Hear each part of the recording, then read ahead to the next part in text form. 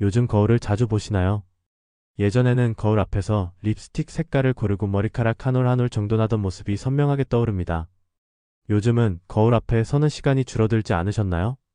피부가 처졌다고, 눈가 주름이 깊어졌다고 웃을 때 치아가 보이는 게 보기 싫다고 말합니다.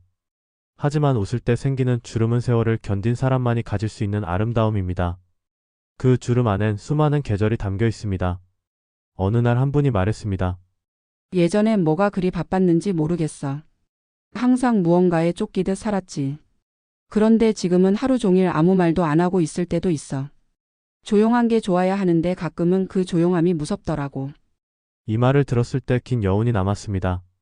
가끔은 이유 없이 울컥하는 감정을 누구나 느낍니다. 하지만 그 감정을 매일 견뎌내고 있다는 사실이 시대 어른들의 위대함을 말해줍니다. 논어에는 이런 말이 있습니다. 지자 요수인자 요산. 지혜로운 사람은 흐르는 물을 좋아하고 어진 사람은 고요한 산을 좋아한다는 뜻입니다. 지혜롭게 살아간다는 것은 산처럼 고요하게 자신을 품는 것일지 모릅니다. 지금 이 시기 역시 삶의 가장 아름다운 산 중턱일 수 있습니다. 우울한 기분은 죄가 아닙니다. 노년 우울증은 병이 아니라 살아온 시간의 깊이입니다. 세월이 길어질수록 마음도 깊어지고 그 마음의 깊이 속에서 감정은 더 예민해지기 마련입니다. 이는 나약함이 아니라 그만큼 삶을 진지하게 살아온 사람만이 가질 수 있는 감정입니다. 이런 말을 한 분도 있었습니다. 내가 지금 이렇게 외로운 건 이제 나를 기다리는 사람이 없어서 그런 것 같아. 그 말을 듣는 순간 가슴 깊은 곳이 조용히 울렸습니다. 누군가를 기다리는 마음은 곧 누군가를 사랑했던 흔적이기도 합니다. 외로움은 아무도 없는 곳에서 생기는 것이 아니라 사람이 너무 많았던 시간들이 지나가고 나서 그 빈자리를 느끼는 감정입니다. 그 감정은 결코 부끄러운 것이 아닙니다. 되려 그리운 마음이 남아있다는 뜻입니다. 한 문장이 떠오릅니다. 마음이 아플 때는 마음을 안아줘야 한다. 누군가 대신해주는 것도 좋지만 내가 내 마음을 다독이는 일은 무엇보다 소중합니다. 오늘도 잘 버텼습니다. 이만큼 살아냈나 정말 수고했습니다. 이렇게 하루를 마무리할 수 있기를 바랍니다. 나이 든다는 것은 세상을 그만큼 더 오래 사랑해왔다는 증거입니다. 몸은 변하지만 마음은 나이를 먹을수록 더 단단해지고 더 깊어집니다. 아침에 일어나면 창문을 열고 바람을 한번 느껴보고 차를 한 잔 내려 마시고 거울 앞에서 말해봅니다. 오늘도 괜찮을 겁니다. 혹시 안 되면 오늘은 잘 안 되는 날이구나 하고 그냥 흘려보내면 됩니다. 그게 살아가는 일입니다. 마지막으로 전하고 싶은 말이 있습니다. 주름은 인생의 지도다. 그 안엔 내가 어디를 지나왔고 무엇을 견뎠는지가 새겨져 있다. 그러니 오늘도 그 어떤 보석보다 아름다운 얼굴을 잊지 않기를 바랍니다. 한 노인이 말했습니다. 나는 내 인생이 실패한 것 같아. 자식들도 멀고 이룬 것도 없고 이 나이가 되도록 가슴이 허전해. 이 말에는 삶을 통과한 사람만이 할 수 있는 무게가 담겨 있습니다. 무언가를 잃었다 해도 누군가 옆에 있다 해도 때로는 마음속 깊은 곳에서 나는 실패한 게 아닐까 하는 감정이 스며듭니다. 그 감정은 결코 특별한 것이 아닙니다. 많은 이들이 자신이 지나온 세월을 돌아보며 말없이 묻습니다. 나는 잘 살아온 걸까? 성공이란 무엇일까요? 많은 것을 소유한 삶일까요? 남들에게 부러움을 사는 경력을 갖는 일일까요? 자식이 잘 되고 가정이 평온한 삶일까요? 이 모든 것들을 잃었다고 해도 어느 순간 문득 마음은 또 다른 질문을 던집니다. 그런데 나는 나로서 행복했는가? 한 시인은 말했습니다. 성공이란 자신이 누군지 잊지 않는 일이다. 많은 것을 이루는 일보다 잃지 않는 것이 중요하다고 말합니다. 지금 이 자리에서 숨을 고르고 자신의 이름을 다시 불러보는 것. 그 자체로 이미 귀하고 충만한 시간입니다. 논어에서도 이와 비슷한 가르침이 있습니다. 불환무의 환소일입. 지위가 없음에 걱정하지 말고 어떻게 살 것인지를 걱정하라. 타인의 시선이나 세상의 기준보다 나는 어떤 사람인가 나는 어떤 마음으로 살아왔는가를 묻는 것이 더 본질적인 물음입니다.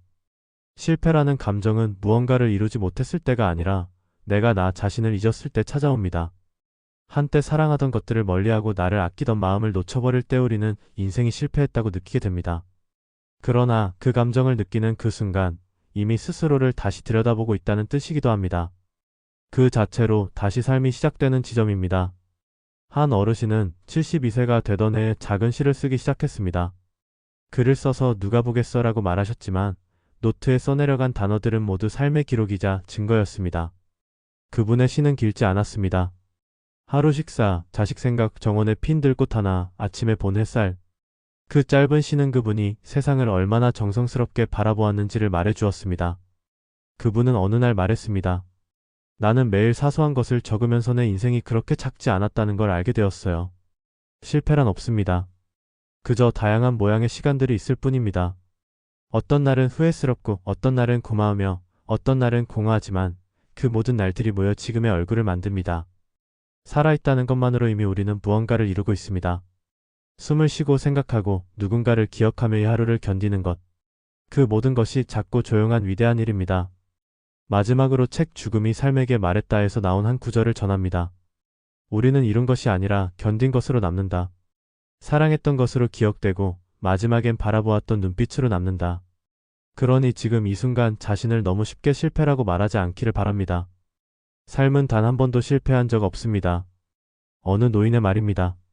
이 나이가 되면 외로움은 그냥 공기처럼 따라 붙는다네. 누가 곁에 있어도 마음 한켠은 늘 비어 있어. 이야기를 듣고 한참 동안 생각했습니다. 외로움은 정말 혼자일 때만 찾아오는 걸까요? 아니면 마음이 혼자가 될 때 시작되는 걸까요? 사람은 누구나 관계 안에서 살아갑니다. 가족, 친구, 이웃, 사회. 그 안에서 말하고 듣고 어깨를 내어주며 살아갑니다. 하지만 나이 들어갈수록 자연스럽게 관계의 결이 바뀝니다. 지금까지 내 삶을 구성했던 수많은 이름들이 조금씩 멀어집니다. 자식들은 바빠지고 친구는 하나둘 떠나고 전화기 속 연락처는 그대로지만 울리는 벨소리는 줄어듭니다. 어느 날 문득 오늘 하루 동안 아무에게도 연락하지 않았다는 사실을 깨닫게 됩니다. 그 순간 마음 깊은 곳에서 한기가 스며듭니다. 그것이 바로 외로움입니다. 외로움은 결핍이 아니라 사람을 그리워하는 마음입니다. 그리움은 살아있다는 증거입니다. 아직도 누군가를 생각하고 연결되길 바라는 마음이 있다는 뜻입니다. 불교에서는 일체유심조라는 말이 있습니다. 모든 것은 마음에서 비롯된다는 뜻입니다. 마음을 닫으면 세상도 닫히고 마음을 열면 새로운 관계도 다시 들어옵니다. 노년의 외로움을 이기는 데 있어 가장 중요한 건 누군가 나를 찾아오는 것이 아니라 내가 나를 먼저 찾아가는 일입니다. 아침에 눈을 뜨고 혼잣말이라도 해봅니다. 오늘은 나랑 밥 먹자. 오늘은 나랑 얘기 좀 해보자. 나는 나랑 잘 지내고 싶다. 그 말이 낯설게 느껴져도 괜찮습니다. 처음은 언제나 서툽니다. 하지만 그 마음이 시작이 됩니다. 논어에는 이런 말도 있습니다. 자신이 서고자 하거든 남도 서게 하고 자신이 이루고자 하거든 남도 이루게 하라.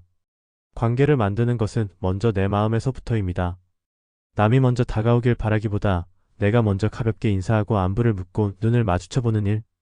작은 시작이긴 외로움을 조금씩 녹입니다. 어느 노인은 매일 동네 작은 도서관에 갑니다. 혼자 책을 읽고 조용히 앉아있다가 옵니다. 누가 말을 걸지 않아도 말을 하지 않아도 괜찮다고 합니다. 그 자리에 내가 있다는 것만으로 내 안에 불이 꺼지지 않는 느낌이 들거든. 외로움은 사라져야 할 감정이 아니라 곁에 두고 익숙해져야 할 감정입니다. 억지로 없애려 하지 말고 그 감정 속에서 내 마음의 소리를 들어보는 것이 더 중요합니다. 마지막으로 시인 도종환의 글 중 한 구절을 나눕니다. 외로우니까 사람이다. 외로움이 없었다면 그대 무엇을 그리워했겠는가. 외로움은 사랑을 기억하게 만들고 사랑은 다시 관계로 이어집니다. 그러니 오늘 하루 누군가를 그리워하고 있다면 그 마음을 그냥 두지 말고 짧은 문자 하나라도 보내보기를 권합니다. 그것이 외로움을 문 밖으로 밀어내는 가장 따뜻한 손입니다. 요즘엔 가끔 내가 언제쯤 떠나게 될까 생각합니다. 누가 먼저 갈까? 나는 어떤 모습으로 마무리하게 될까? 이런 이야기를 조심스럽게 꺼내는 분들이 많아졌습니다. 죽음은 한때 금기시되었지만 어느새 우리 곁에 다가온 또 하나의 일상적인 생각이 되었습니다. 노년기에 접어들면서 사람들은 조금씩 마지막을 생각하기 시작합니다. 자식에게 짐이 되지 않을까? 혼자 남겨질까? 남은 시간이 얼마일까? 이 모든 생각의 밑바닥에는 어떻게 살아가야 잘 떠날 수 있을까라는 질문이 깔려 있습니다. 하지만 죽음을 준비한다는 것은 곧 삶을 더 진지하게 마주하는 일입니다. 살아있는 동안 더 단단하게 사랑하고 더 정직하게 나를 마주하고 더 고요하게 주변을 바라보는 것입니다. 논어에는 이런 구절이 있습니다. 미지생 언지사. 삶을 알지 못하는데 어찌 죽음을 알겠는가. 이 말은 죽음을 두려워하거나 피하라는 뜻이 아니라 지금의 삶을 더 깊이 이해해야만 죽음조차 온전히 받아들일 수 있다는 뜻입니다. 지금의 내가 충분히 나답게 살아간다면 떠나는 순간조차 평화로울 수 있습니다. 죽음에 대해 말하는 것을 두려워하지 않아도 됩니다. 오히려 죽음을 이야기할 수 있다는 것은 삶을 성숙하게 살아온 사람만이 가질 수 있는 태도입니다. 죽음은 끝이 아니라 삶의 마침표입니다. 그리고 잘 찍힌 마침표는 그 문장을 더 빛나게 만듭니다. 한 노인은 말했습니다. 나는 언젠가 떠날 것을 알기에 지금 이 하루가 더 고맙다. 이 아침에 이 햇살이 나를 기다려주는 것 같아서. 그분은 매일 다이어리에 날짜를 적고 그날 했던 일, 먹은 음식, 들은 음악을 간단히 적습니다. 언젠가 내가 없을 때 이 작은 기록들이 나를 대신해 줄지도 모르니까. 삶의 마지막을 준비한다는 것은 정리하는 것이 아니라 더 충만해지는 과정입니다. 자식들에게 하고 싶었던 말을 미리 전하고 좋아하는 옷을 입고 사진을 남기고 가고 싶었던 곳을 작은 발걸음으로 다녀보고 무언가를 더 가지려는 대신 마음을 하나씩 덜어내는 일. 그것은 죽음을 준비하는 일이 아니라 나를 정성껏 돌보는 시간입니다. 어느 스님은 이런 말을 남겼습니다. 떠남을 준비하는 가장 좋은 방법은 지금 이 순간을 미루지 않는 것이다. 보고 싶은 사람을 보면 되고 고맙다는 말을 지금 해도 되고 사과하고 싶은 마음이 있다면 너무 늦기 전에 말해도 됩니다. 죽음은 예고 없이 오지만 그때까지의 하루하루는 충분히 나을 것입니다. 죽음을 생각한다고 해서 삶이 어두워지는 것이 아닙니다. 오히려 삶의 색이 선명해지고 나를 더 사랑하게 됩니다. 마지막으로 이런 문장을 남깁니다. 죽음이 먼 곳에 있을 때 우리는 삶을 함부로 흘려보낸다.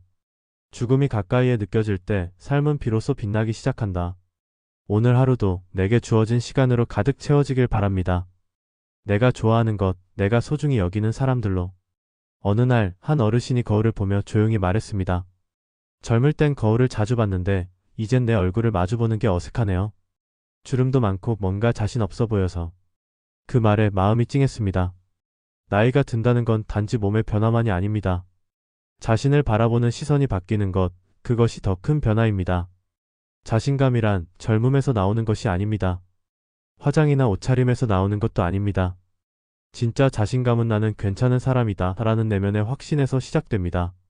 하지만 그 확신이 시간이 흐를수록 서서히 희미해지는 분들이 많습니다. 노년의 여성들은 말합니다. 지금 나는 엄마로서, 아내로서만 살아왔던 거지나 자신으로 살아본 적이 별로 없어요. 그 말 속에는 평생 가족을 위해 살아오고 자신을 뒤로 밀어온 많은 시간들이 담겨 있습니다. 그런데 이제는 묻고 싶습니다. 지금의 나는 누구입니까? 나는 나로서 어떤 삶을 살고 싶습니까? 논어에 이런 말이 있습니다. 40이 불혹 50이지 천명. 40에는 미혹되지 않고 50에는 천명을 안다. 그 뜻은 나이 들어갈수록 내가 나를 더 잘 알아야 하고 흔들리지 않는 중심이 생겨야 한다는 말입니다. 이제는 누군가의 누군가가 아니라 그냥 나 자신으로 살아가야 할 시간입니다. 그것이 늦은 것이 아니라 비로소 온전히 내 삶을 살 수 있는 기회입니다. 어떤 어르신은 67세에 처음으로 혼자 미용실에 가서 짧은 단발로 머리를 자르셨습니다.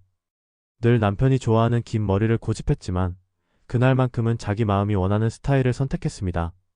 그리고 웃으며 말하셨습니다. 이 나이에 나한테도 어울리는 게 있다는 걸 이제서야 알았어요. 자신감을 되찾는 방법은 거창하지 않습니다. 아주 작은 것부터 시작하면 됩니다.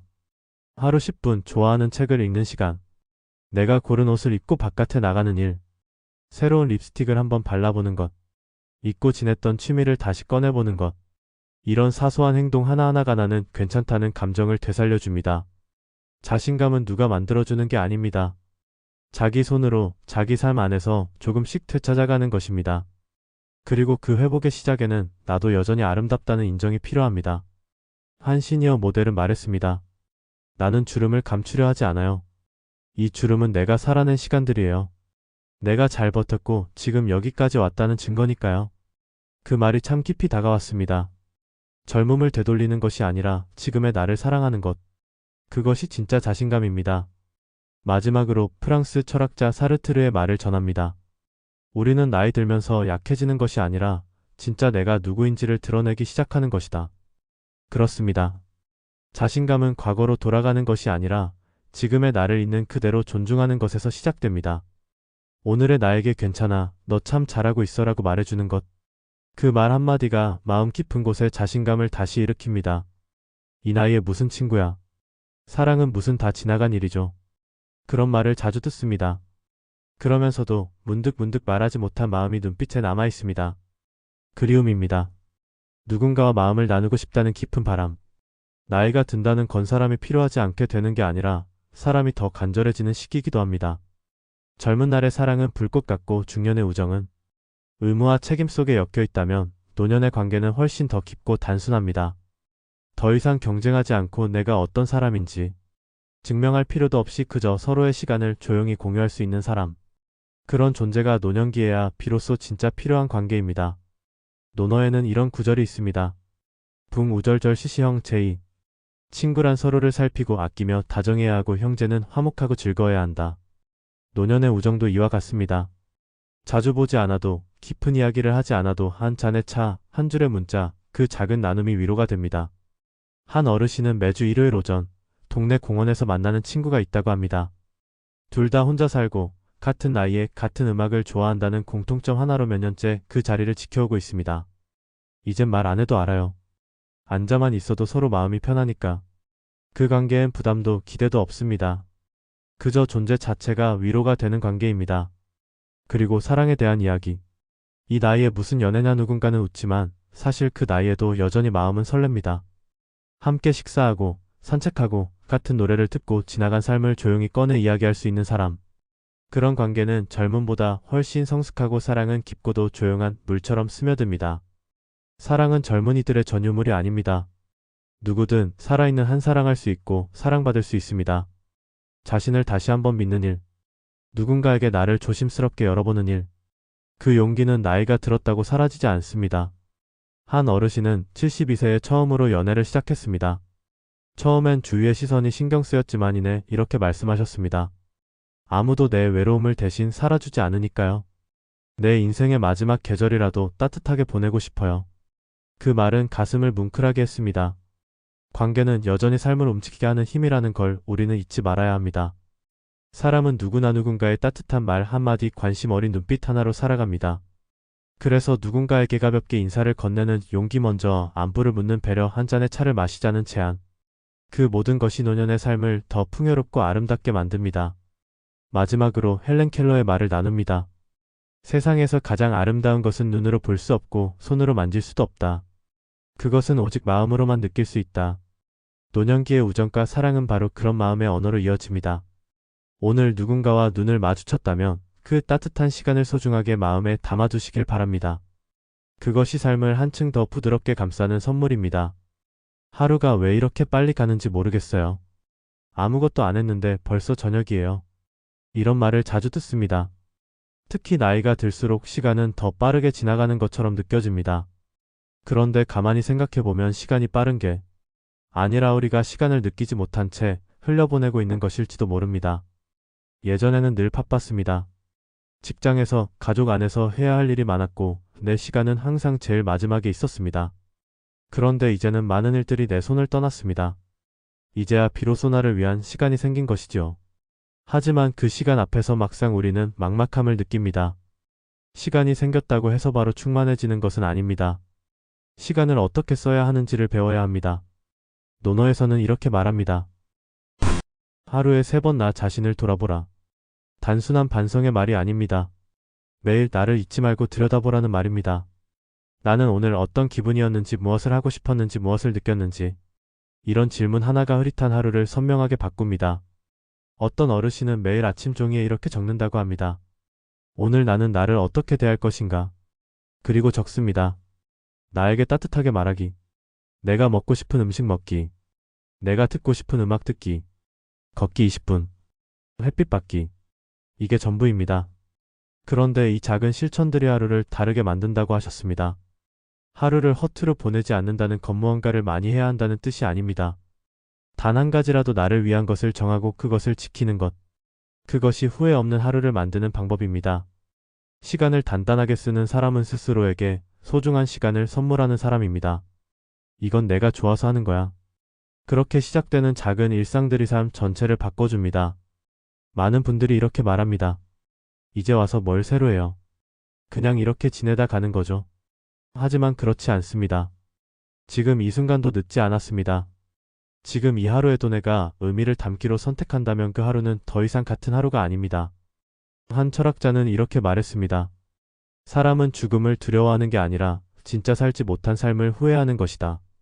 그러니 아직도 나에겐 살아갈 시간이 남아있다는 사실을 기억하세요. 오늘이라는 이 귀한 선물을 의미 있게 채워보세요.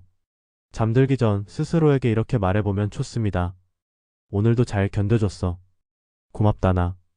그 말이 쌓이고 쌓이면 노년의 하루는 점점 더 단단하고 평화로워질 것입니다. 지금까지 긴 여정 함께 해주셔서 감사합니다.